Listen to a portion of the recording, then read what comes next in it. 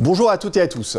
À l'heure où le président de la République et le gouvernement s'apprêtent à définir une nouvelle réforme de décentralisation, à la suite du rapport du député Éric Woerth, je voudrais revenir avec vous sur la question des grandes régions.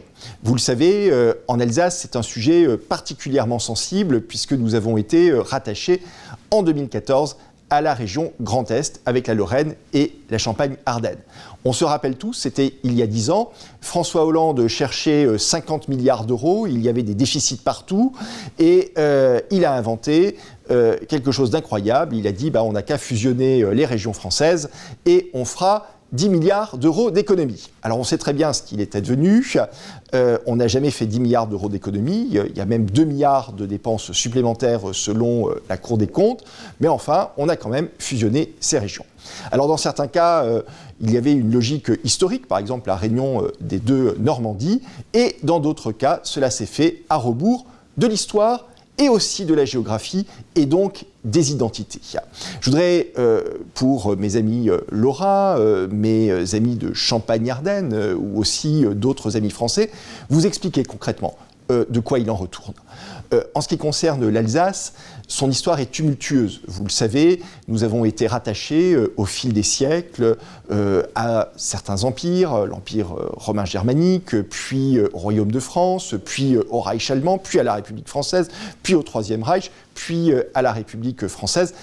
Ce mot même de rattachement, contraint d'ailleurs de l'Alsace à une région à laquelle elle ne souhaitait pas aller, évidemment, a laissé des traces. C'est un impact psychologique. Il ne s'agit absolument pas de dire que nous sommes contre les Lorrains ou les Champenois. Nous avons d'excellentes relations avec nos amis Lorrains et Champenois. La famille de ma grand-mère paternelle est lorraine. J'ai moi-même fait les débuts de ma carrière administrative à Metz, puis à Nancy en tant que juge administratif. Donc il n'y a pas de sujet avec la Lorraine ou la Champagne-Ardenne. En revanche, cette région, elle tourne le dos à l'histoire et à la géographie. À la géographie aussi, on le sait, la Lorraine, l'Alsace et la Champagne-Ardenne sont des régions qui sont organisées en sillons verticaux et on a voulu en faire une région horizontale. On a voulu créer une identité qui est une identité artificielle qui n'a jamais existé dans l'histoire et tout cela, évidemment, crée un certain nombre de problèmes, y compris d'ailleurs dans la proximité, dans une région qui est grande comme 2 fois la Belgique. On le voit tous les jours, c'est le cas notamment dans les réunions de travail, mais aussi pour les ligues sportives, où les enfants sont obligés parfois, quand ils partent de Mulhouse pour aller jouer un match à Charleville-Mézières, de faire 5h30 de route à l'aller, 5h30 de route au retour, pour un match qui dure parfois 1h30 ou quand c'est un combat de karaté, parfois 3 minutes. On le voit, il n'y a pas de logique à tout cela. Revenir sur ces régions, ce n'est pas remettre en cause ni l'amitié que nous avons pour les Lorrains ou pour les Champenois, ce n'est pas remettre en cause le travail de la région, de ses élus, de ses agents qui font globalement du bon travail, c'est simplement revenir à des régions à taille humaine, qui puissent, dans la proximité, développer des projets en liberté, en libre administration des collectivités locales pour leurs concitoyens. L'Alsace a, au demeurant, un projet particulier.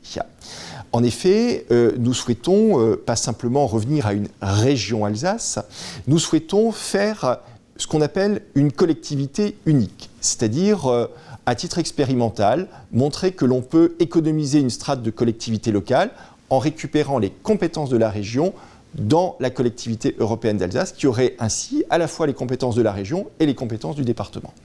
Dans la France métropolitaine, ça serait évidemment unique et cela prouverait que l'on pourrait à la fois économiser une strate de collectivité, simplifier le fameux millefeuille administratif et aussi concrètement faire des économies.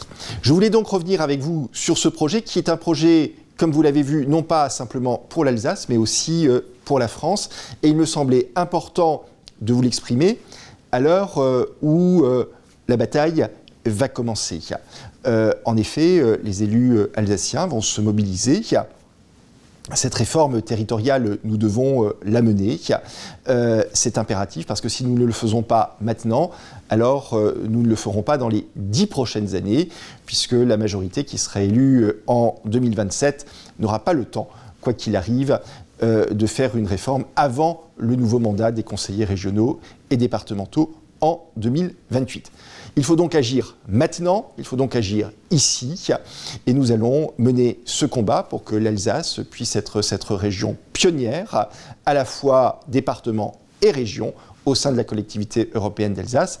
J'espère que vous aurez compris le sens de ce combat que nous menons, nous, élus alsaciens, qui n'est absolument pas un combat d'autonomie, qui est un combat dans la République, pour faire en sorte que nous puissions retrouver liberté, proximité et efficacité au service de nos territoires.